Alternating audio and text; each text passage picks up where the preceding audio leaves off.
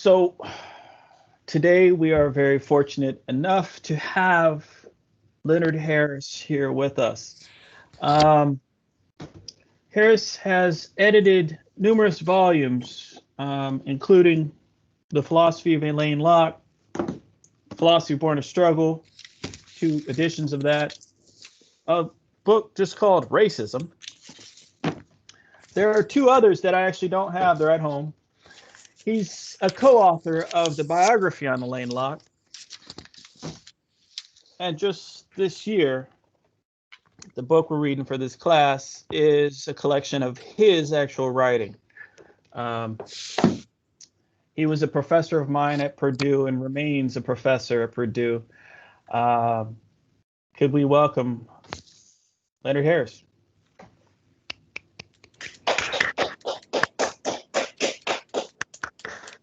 Oh, thank you. So I've invited Harris in to talk to us about Philosophy Born of Struggle, but I want to put him on the spot and just offer, so we've discussed a lot of pragmatism, a lot of American philosophy.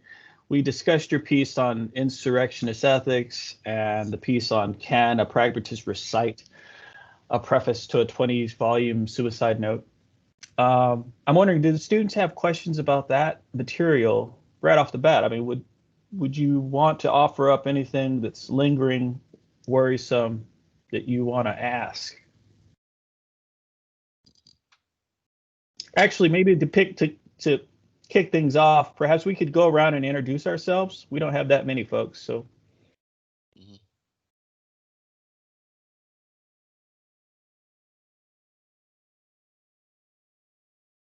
Taylor?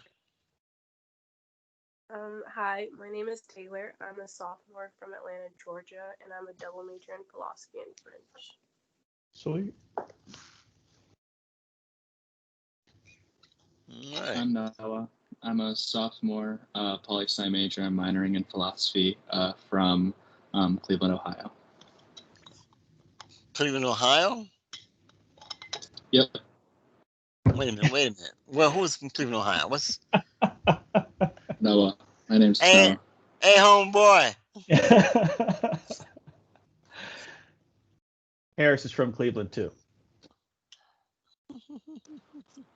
Who else? Come on. Howdy, I'm Max. I'm a senior from Colorado. I'm Alex. I'm also a senior from Maryland. I'm Kebe, senior from New York. I'm Alex, senior from Akron. Hey, home guy. Akron, Cleveland. You're so welcome now. I am also Alex from New York, sophomore. All right. Kebe? Yeah, I'm Stina, a junior from Colorado. Oh, okay. Hi, I'm Micah. I'm a senior from. Oh, sorry. Hi, Go my ahead, name is Stacy. Hi, my name is Stacy. I'm a sophomore from Ghana. Ghana? Yeah. I've been to Accra.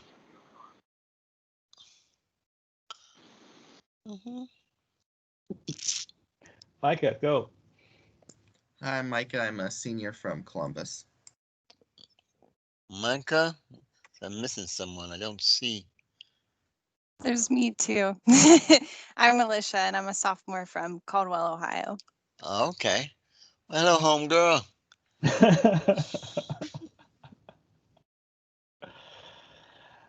All right. So,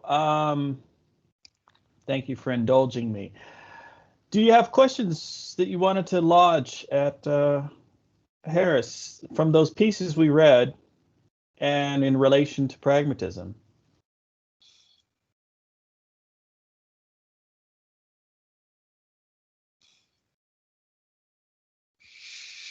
Print up.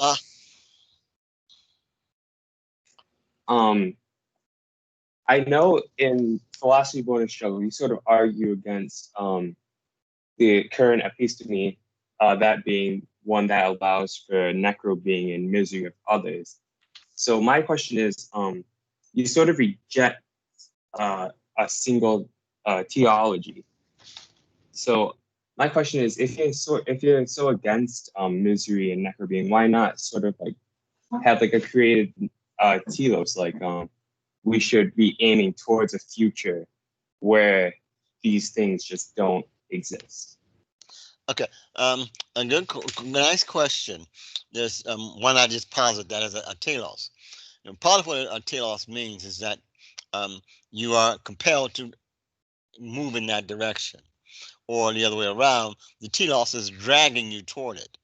That is, you're being when we say something is a telos, part of what we mean is that there are forces which are dragging you for it, or it's in your nature to move toward it, or it's dragging you toward it in one way or another.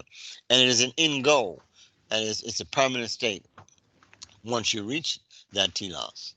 Now that's different than having the ending of misery as an aim. You can have the ending of misery as an aim, but you don't have to have it as a telos. That is, you don't have to posit a mysterious force which is driving you toward it, or that there's something in the nature of humanity or evolution that drives you toward it. It would be nice if there were. You could posit human progress, so to speak, as an inevitability by virtue of adaptation or something else. But I don't want to make that as a position. So that's why I don't put the ending of misery as a telos, because a telos requires that kind of conception.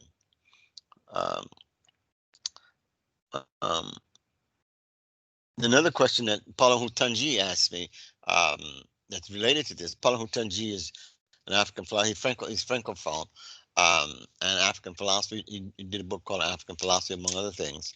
He's probably one of the most noted, if not the noted, most important African philosopher there is. He's living. He says, "Well, Harris, are you still talking about liberation?" We were in Abidjan at a philosophy conference, and I said, "Yes, Pauline, I am, but not liberation in the sense in which you probably mean it." Pauline is from Benin, and he's witnessed and seen a good deal of subjection by people who profess to be our liberators, or state-sponsored oppression by persons who profess to be socialist. And so he's seen what happens in Guinea-Bissau, Benin, Mozambique, Angola. So he has some idea of what those kinds of words can produce. But I think he still did it. And I said, so yes. But further, what I mean by insurrection is not so narrow as to only mean engagement in social revolution in the sense of, in a way in which he was thinking about socialist revolutions in Africa. So let's have a much more broader picture of what counts as insurrection, Pauline. Rather than the picture in which previously was often promoted as this is a revolution which is inevitable. These changes are necessary and are justified by some authority, whoever happens to be in charge of the AK-47s. So that's another reason why I kind of avoid talking about a telos. Thank you, sir. Mm-hmm. But thank you for your consideration. Mm-hmm. All right. Y'all are too hesitant. I could just let Harris talk about what he wanted to talk about then. All right. Well, thank you for having looked at the insurrectionist ethics issues and Kenneth Pragmatist recited preface to a 20-volume suicide note. A 20-volume suicide note is a poem. by Mary Barranca. And the poem is inherently contradictory. You know, Mary Barranca, at the time they wrote this poem, was married to a white woman, living in a village, living in a hippie village in New York. He's reading Francophone poets, European poetry. He's versed in it. He's expert in it, among other things. And he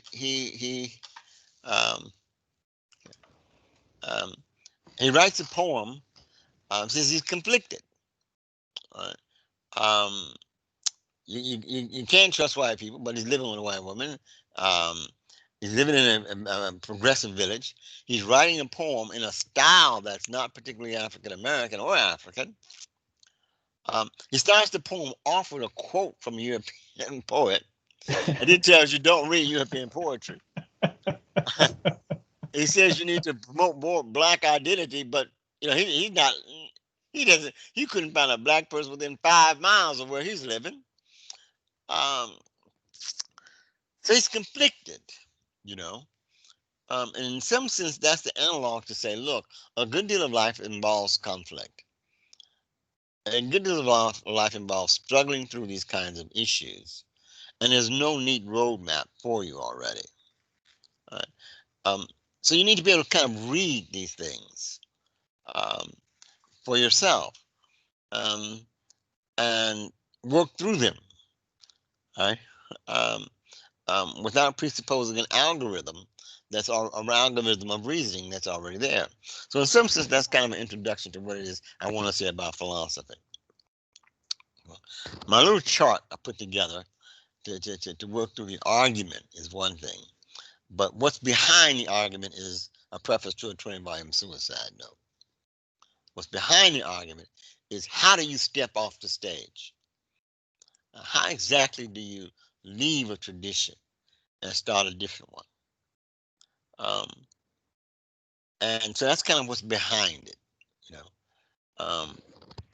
So I'll start off with saying, you know, what is philosophy? Now, certainly there are millions of definitions of philosophy, and I'm not going to cover them all. That's not feasible, or even, especially if what you really want to do is to walk away from a tradition. So I take, I start off by admitting where I'm coming from. You know, about the universe. Nobody ever asked me about my example about the all possible world stuff. Cosmology and physics is kind of a hobby, right? So I started off with what it is I wanted to say to begin with, you know, about the nature of the universe. And I shared it with a number of cosmologists and physicists. And so we had a debate about it. There's one physicist who says, no, Harris, you just got to be wrong. It's got to be the case that humanity has some way of surviving the trauma of the chaos of the universe. You know, he recognized that it's going to all fall apart, but there's got to be a way. I said, but even if it were, it wouldn't look like nothing like what it is that we are now. So some philosophers says, well, you know, consciousness is going to become like a cloud, and that's how we can escape. You know, and so clouds can vaporize and move to different galaxies, and we'll survive like that. I say, well, if consciousness is like a cloud, it won't be anything like us. It won't have a body. So how are you going to get this species continuation, you know, just like us? So they're not all that happy with my account, especially those who want to maintain that humanity can exist for eternity. So that's kind of where I start. That's why I start with just getting rid of historicism. It just won't work. So then the next step is what counts as philosophy. And I set up two groups of people who say, give you a definition of philosophy. In both cases, they think philosophy is a way of life, a way of living. Right?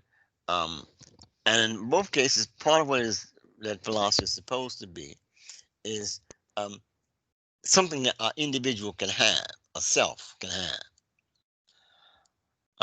Now, this poses an immediate problem because the self has there are two different notions, at least, of the self, which are fundamentally at opposite. There are millions of other notions of the self, but these two are fundamentally at opposite. The one says the self is the kind of thing which can know and also know eternity, eternal principles, truth. And the other says, well, no, the self basically is epiphenomenal. It's not really there anyway.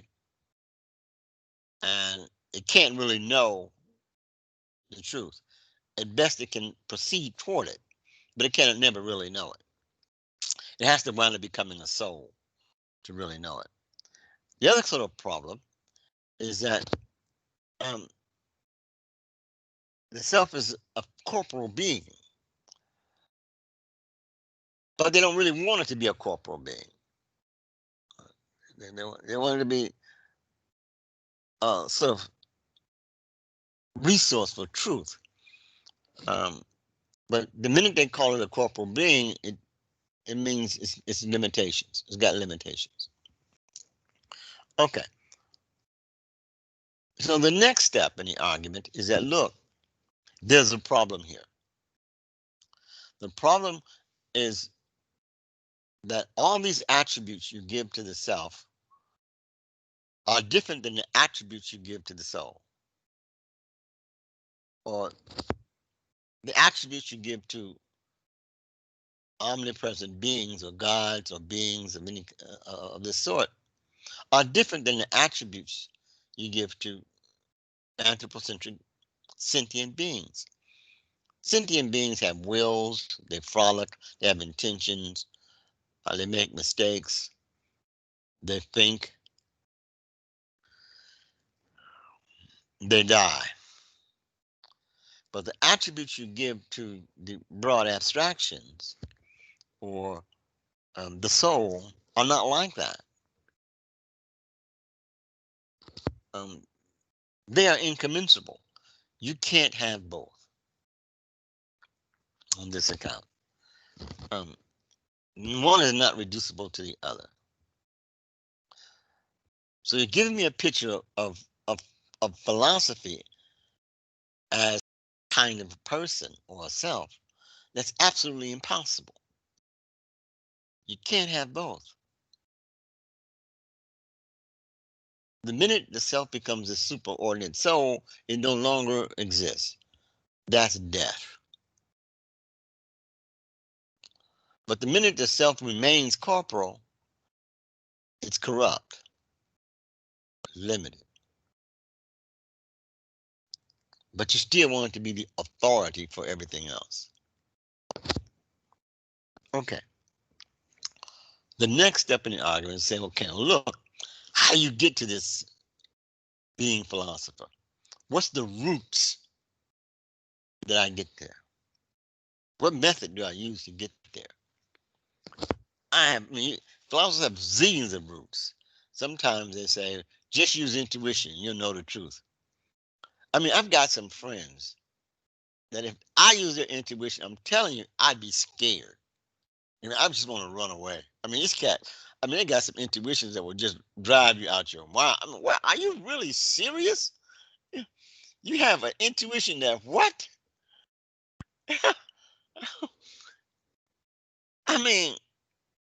Yeah, I just know it's true. You know what is true? Clorox will fix COVID-19. I got an intuition.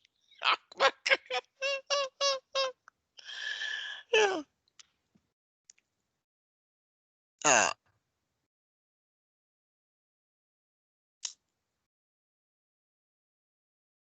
How you do that? I got an intuition. Democracy is the best form of government. How does that work? Oh, man. So various methodologies of reasoning, from rationalists. I've got a series of reasons that, you read the rationalists, read Immanuel Kant, and every other sentence says it is sin. It's certainly true. Wait a minute. How did you do that? I mean, clearly the Laplanders are inferior. Wait a minute. It's just a whole series of assertions that have got nothing to do with any form of evidence. And these methods are all going to be reasonable and avoid fallacies, overgeneralizations, confirmation bias. They're going to all do that. They're all going to be self-affirming, revisionary. They're all going to revise their methodologies and constantly be self-reflecting. And these self-reflectors are never going to make a mistake. And this is good, man. This is some really good stuff. I mean, I wish my wife would buy this. She's not buying it. Yeah. You know I'm right, because I thought about it and I self-reflected on it. You should cook dinner right now. I got a derivation from a universal principle. You should make me some apple pie right now. I mean, how does that work? You know? I'm going to avoid confirmation bias. I'm not going to repeat what it is that I already believe, and to confirm that what it is that I believe is right. What kind of beings are these that do that? I'm going to create an algorithm. But remember, the fact that I created the algorithm doesn't count. What counts is the algorithm is colorblind, race blind, gender blind, and true. Language bound, not at all. It's just an algorithm which will always produce facts. The designer of the algorithm doesn't count. What counts is the algorithm. Wow. This really works. I never get apple pie. I'm telling you, it just doesn't work. It just doesn't happen. I mean, I lose all the time. I got the right reasoning. How come you just don't do what I say? These are simply, on my account, escape routes. We want them to get us beyond the realm of our corporality and into the realm of the real. But the real doesn't exist. It's not there. It's not that the reasoning methods are not only incapable, they can't do what you want them to do, because what you want them to do is to give you something that can't exist anyway. So the next step in the argument is, in some ways, say, look, this is a non-moral universe. This part always gets me in trouble. Everybody wants a moral universe. I got a grandson, he wants a moral universe. Yeah, my dog died, his soul is in the back seat. Okay. I just can't bring myself to tell him no. Your dog's soul is not in the back seat. I just can't bring myself to say no, Mr. B, your dog is not. I can't do it. I just let it pass. I'm not a good guy, I admit that, but I just have a hard time saying, your dog's soul is not hanging around somewhere. It's just a non-moral universe. That's sad in lots of ways. Now, any one of these boxes, for example, can be used to say that I'm wrong. Any one of these steps I've made, you can focus on. You don't need to focus on all of them. Just focus on one, That would be my suggestion. I wouldn't focus on all of them if I can get around it. The one concept of the self, or one concept of the limitations of reason, or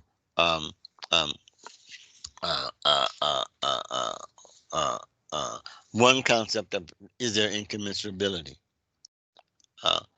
or one feature of a non-moral universe. I had a class once, and we were looking at civil rights struggle and all the brave individuals, men and women, who sacrificed their lives and time to create the possibility of equal rights to vote. And I don't know what I was thinking. I said, yep, it's really rough, man. They didn't get to vote in their lifetime, but we did. And then they died, and, that was it. Oh, no, Professor Harris, no, no, no, no. They got rewarded in the next life. I said, no, they didn't. Didn't happen. Didn't have a next life. And what could that possibly mean? You harmed here, and you pretend as if you weren't harmed. Because in the next imagination, you get an apple pie. And somehow that the harm that you had previously doesn't exist. Is that there's a universe where all these bad acts are collected. And the good acts are collected and they're exchanged. I mean, what? No, it's not theirs. It's tragic, but it's not there. What we have is us.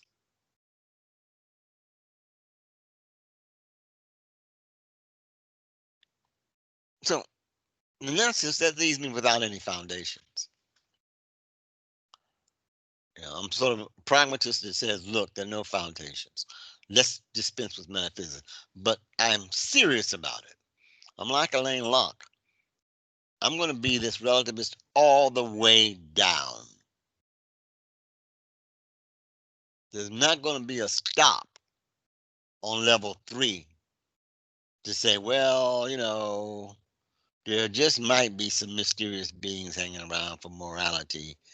Well, everybody's got a good sense of spirituality. That's nice. Well, there's going to be progress through evolution all the same. No problem. No. I'm not stopping on level 3. I'm going all the way down. Okay.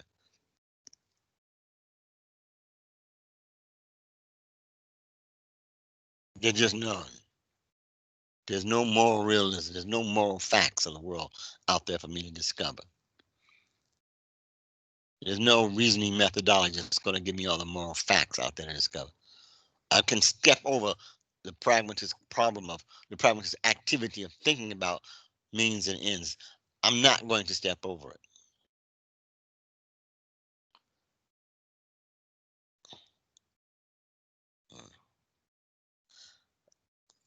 Okay, what's the last step? I give you a definition of philosophy, what it should mean. I'm not asking you what other philosophers meant by it. I'm not asking what they thought of it.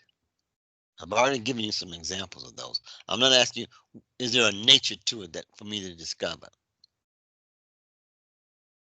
I simply assert as a normative claim, because I've already told you can't escape a value-laden world. So why would I pretend to all of a sudden pretend that I can give you a concept of philosophy or concept of anything that has no values associated with it, no hidden assumptions associated with it, no language limitations associated with it. So I'm just admitting up front, here it is.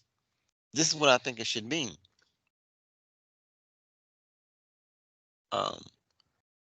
And I think it should mean, as a normative dimension, corporality, life, engaged in a struggle to do the best that it can.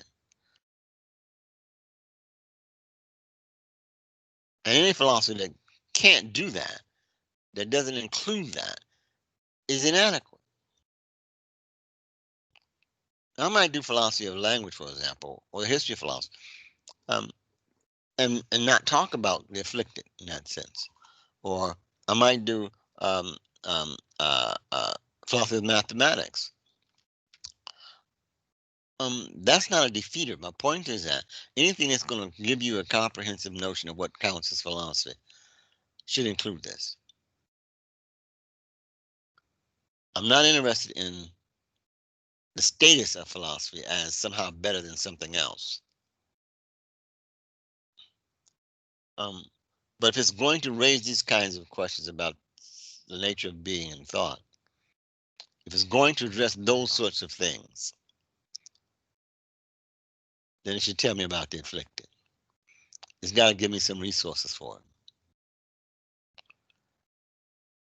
And those resources cannot be an algorithm, or cannot be limited to an algorithm. You will never get out of a reference to a 20-volume suicide note with an algorithm.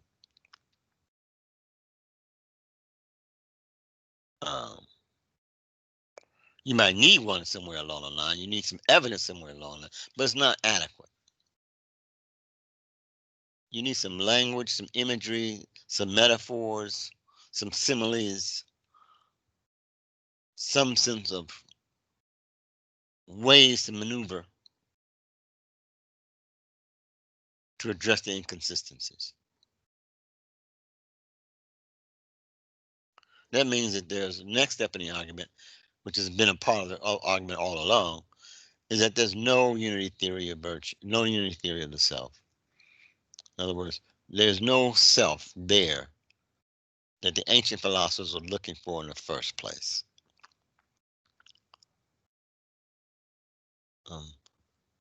This thing that's there that's uncontaminated, or could be uncontaminated.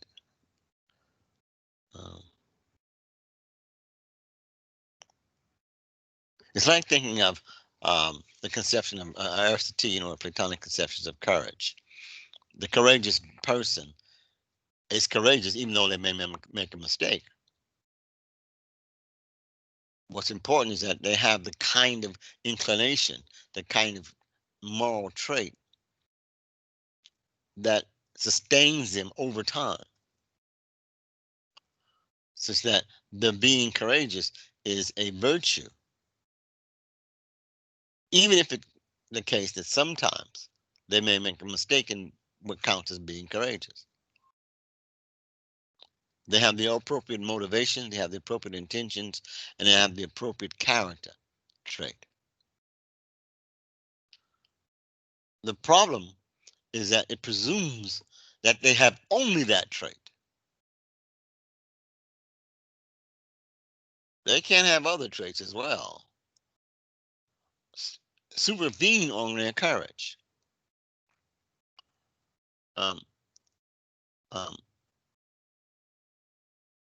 They can't have traits of bad reasoning. They can't have traits of being illogical.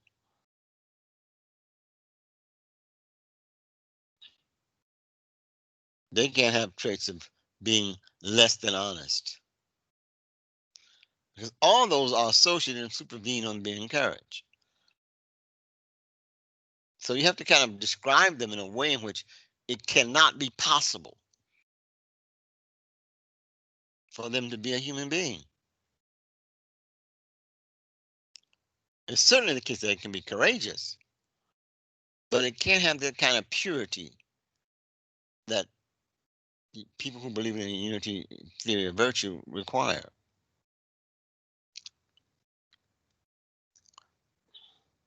There aren't real beings like that. And the ideal is just a monster. It's just a mechanical monster. I mean, it's just like this horrible thing that's like a walking machine that lords over you that you can never be. Man, that's cold-blooded. I'm never gonna reach this courageous thing, man. I'm gonna try that all I might.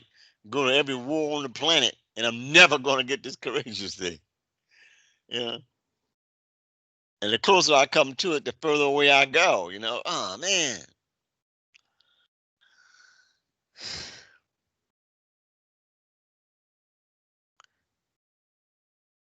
I get an award. You're a senior courageous person, but not really. You know. Oh man. So philosophy then is in some sense open. There can be more than one philosophy on a struggle. But it always has some characteristic traits. Features that are not, neatly compacted. It's much like a language game, much like a family term. has family characteristics, some of which you may or may not have all of them. But to be a member of the family, it's going to be an inclination to have a good deal of it. Starting point of human beings, sentient beings of some kind, recognition of affliction of some kind. There's not going to be a supreme telos where our affliction doesn't make any difference.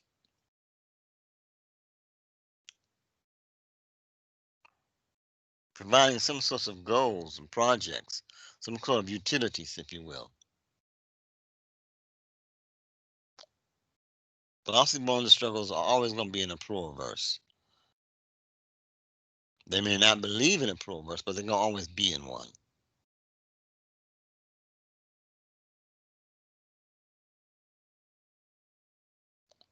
So in that sense, I'm committed to a normative claim of philosophy.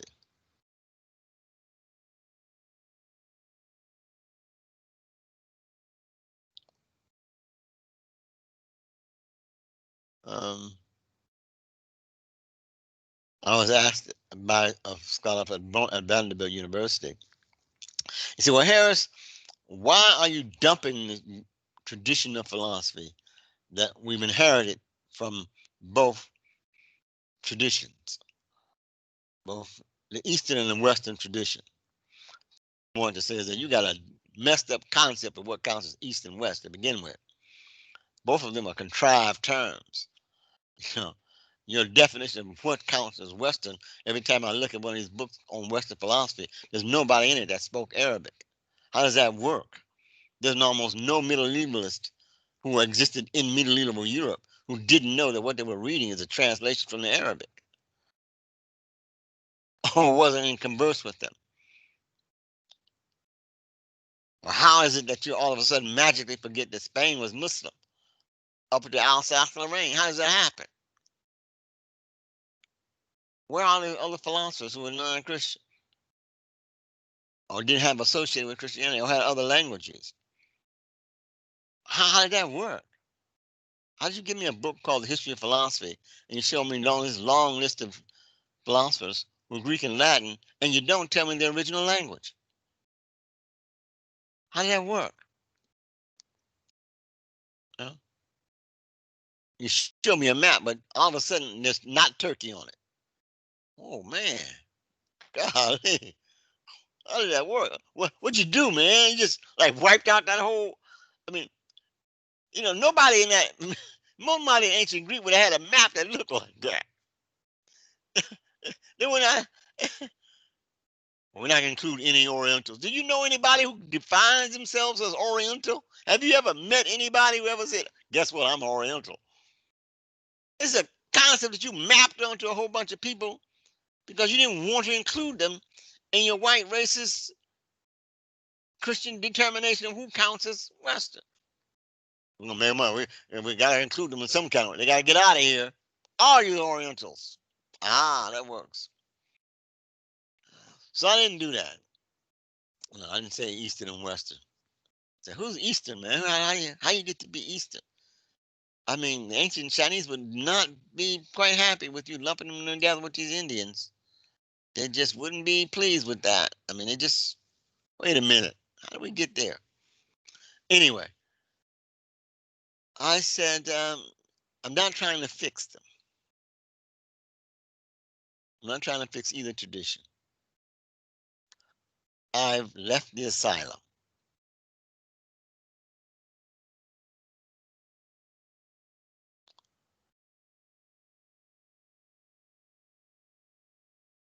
So it doesn't matter who owns the word philosophy, what its history is, any more than it matters who owns the word face.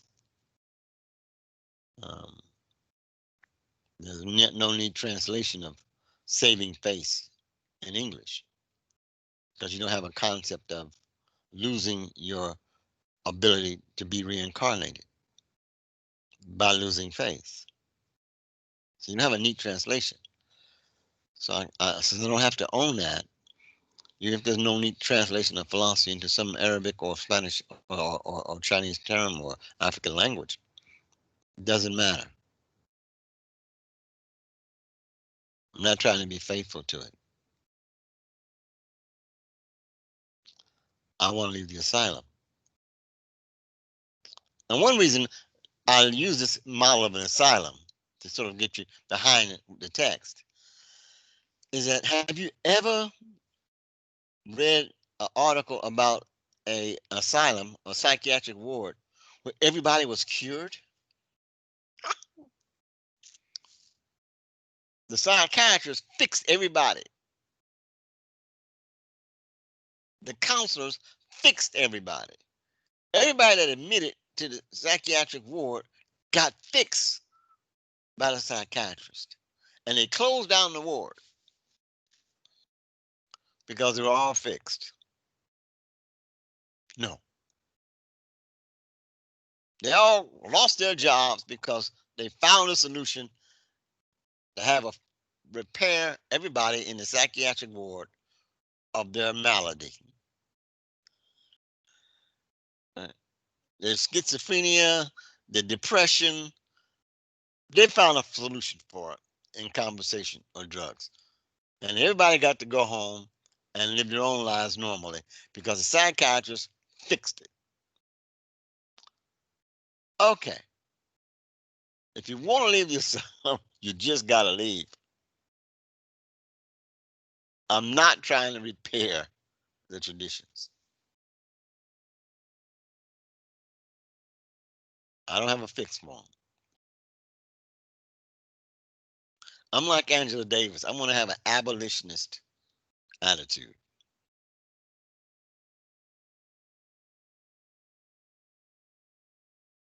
Let's just abolish it and start somewhere else.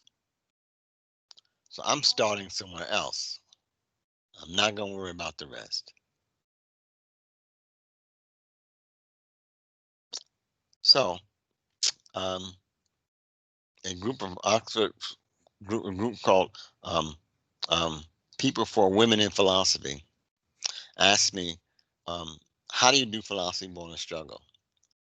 And my response was, you are doing it. Period. You're asking questions on a different foundation within your own lives. So, welcome to the club.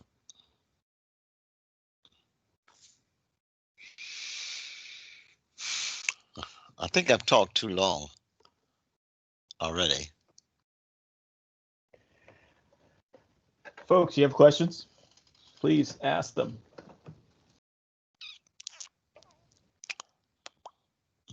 Alexander. Thank you.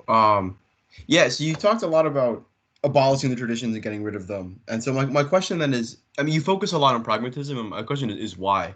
I mean, if you want to get away from these traditions, is it just that they have the most available resources?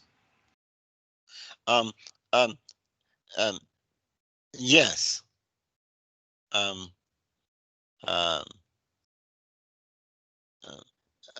guess the analog would be, I'm going to change the language, but whatever language I choose is still going to have a grammar. Thank you. All right. And I'm going to drag something from my former language into my new language. You know, if I'm going to learn Amharic, right? I'm not going to pronounce Dinadadesh properly. It's going to be messed up, right? But I'm going to speak a new language. Right. So, yeah. So I think that's what I would say. Thank you. Makes sense. Mm-hmm. Bye, Andrew.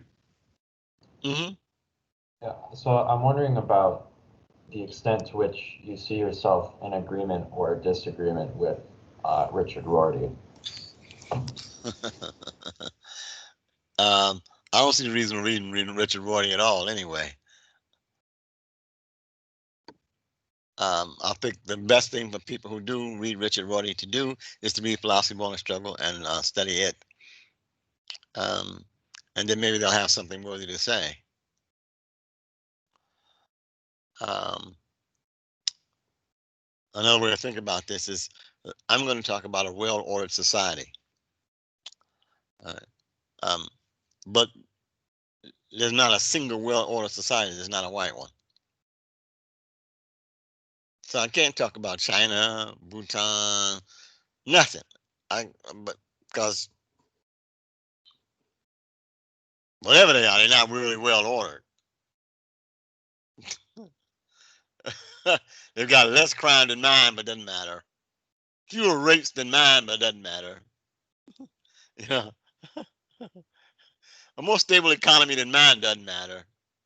Fewer women in jail doesn't matter.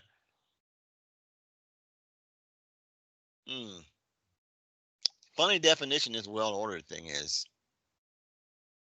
The population says that they're happier, although they're poorer than mine, doesn't matter.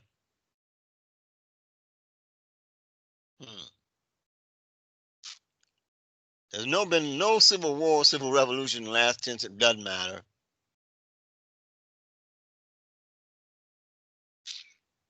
Okay.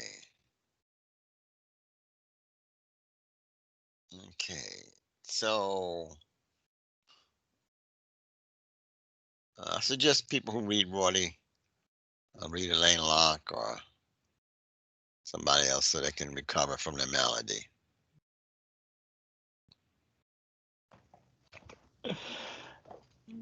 Max. So I've got I suppose, a confusion.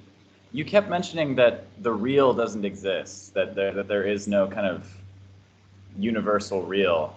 But then you also mentioned that you really do want us to focus on kind of corporeal existence and something that, I think colloquially sounds like it would be the most real, the material.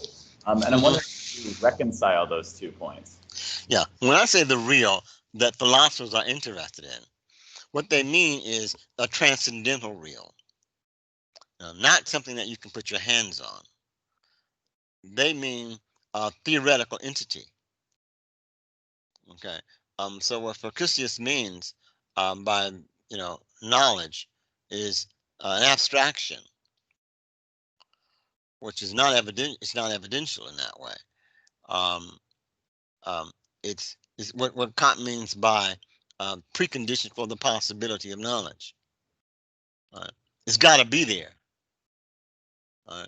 for us to have knowledge, but have no way of knowing that it's there other than other than through pure reason or something like it, other than through some conceptual arrangement that allows me to know that. In order for me to know this, there has to be that. So that's what's really important. Although I have to concentrate on practicality, I concentrate on practical reason in order to manage my reality. But the practical reason is not what's really significant. What's really significant is that which I cannot really know. But it has to be there. That's what I mean by the real. That's what really matters. As much like my Marxist friends thinking, look, there's a class struggle, which is real. Marx says, look, this is the reality, not what Hegelian abstractions and nonsense. And what's really real then, Marx? What's really real is this struggle, this dialectic conflict between class interest.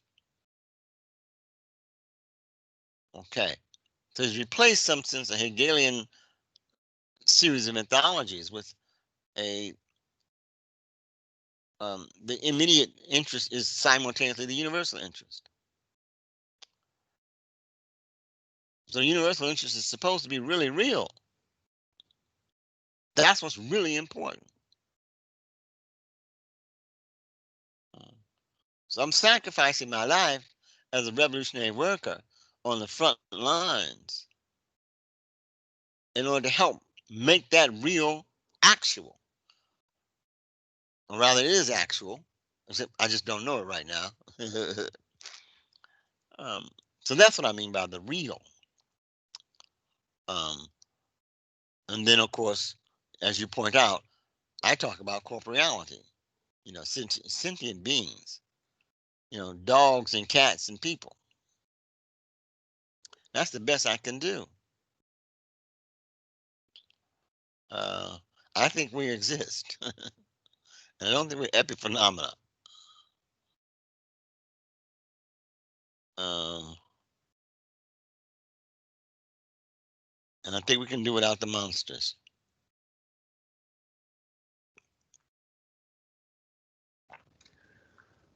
Folks, we have reached time. Can we thank Professor Harris for joining us?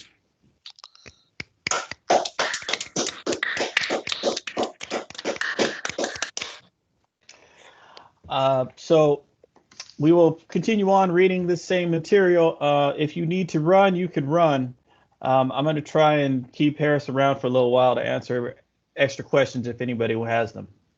Well, thank you for your time. Thank you for your attention. I'd focus on one issue. I wouldn't focus on all those issues and agree or disagree.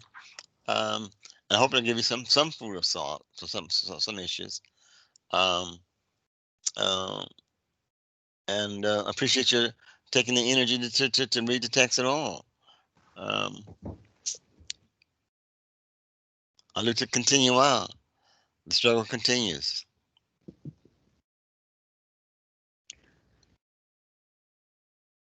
Thank you, Harris. Mm-hmm. Additional questions, folks? Anybody?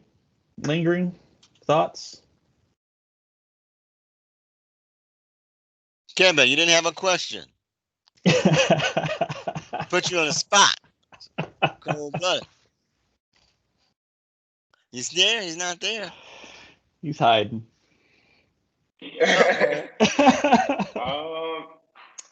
I guess my question would be something like, what do you think of the things that were going on during the summer, including the protests and the riots and the looting and all those things that were going on? I did a little outline of necro being. I said part of what this is response to is a condition of being excluded. And so they're fine. I have students who are in Germany, who are in Belgium, who went to France to protest anti-black racism. But they're looking at it from a very different perspective than the Americans project. So in some sense, they had an impact in places that we don't see, although not reported in the news, at least the American news. I had some students who were participating in removing statues of colonialists in Oxford, who saw themselves as a part of Black Lives Matter, but simultaneously had a very different agenda altogether. So I think it's fine, those sorts of protests, as well as people who are not engaged in them at all, but looking at them and having their own personal opinion, having an effect on their personal lives, and a certain sensibility. I have Chinese students who didn't understand what was going on at all. What's the problem here? How does this work? Or just simply couldn't understand how you can live in a society where police can do this. It's not that they don't live in a society where police are brutal or something, but they don't see how you could have this kind of public brutality. And how what sense does that make in a developed country? The key here is in a developed country. When you put the country has this image as economically developed, more technologically advanced, then it becomes a different question than, say, if you're looking at Democratic Republic of the Congo, highly stratified and the like, and they see themselves as not having those resources. And then you compare yourself to how is this possible in a society where you have, concrete and asphalt roads everywhere, where you have telephones and communication system everywhere, where you have concrete buildings everywhere, where you have water, fresh water everywhere, where you have electricity everywhere. How is this possible in a society that has that kind of advanced technology and that kind of advanced education. Well, I'm here, sitting here in this small village, you know, and so though Ethiopia and the classroom is a dirt floor, and the blackboard, the teacher is scrapping on the blackboard with a piece of chalk that's 88 years old, you know, and the students are sharing booklets. Now, how is this possible in a place where none of that's true? So that's the comparison where people get confused about how is it possible. So I think that those kinds of activities demonstrate, you know, a certain kind of moral issue that we need to have confronted. So yeah, that's what I think. Like a lot of, I lived in Senegal for 10 years. My parents are from there. A lot of the people that I know in Senegal, I kind of ask them the same questions. Like, how is something like this happening in a country where it's basically supposed to be the most developed country? How are you having such problems? And like coming here, it was my first time experiencing race. Like I didn't know what was going on. Like I didn't know what race was for like a couple of years. Until I started experiencing myself. So like I guess some countries like in Senegal where I was, we don't pay attention to race at all. Yeah. And then you move here and it's a different world. Yeah. Checking out the Diop University, in Dakar, you know, 49,000 students, you know, Francophone University, you know, it's a great university. I've been there twice. They wouldn't know that even existed. You know, most Americans couldn't even that checking out the Diop University exists. They couldn't fit any of that together, you know. And these people walk around. If somebody hates you, it's because you're from the wrong village. You know, the bad language, and you don't know how to dress. You know, something like that. But you're black? What's that got to do with how much sugar costs? You overcharging me for these bottles of pop.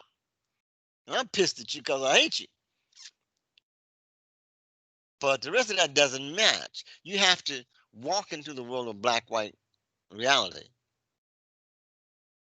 And the world of race is different than the American world. So yeah, I've been beaten up on that as well because I don't try and limit what I have to say to the American dynamics. People are very different around the world. And yeah, so thank you for your inquiry. Sorry about America. You know, I'm just a visitor here, brother. I'm not in charge of the thing, man. You know? I'm trying to be incognito.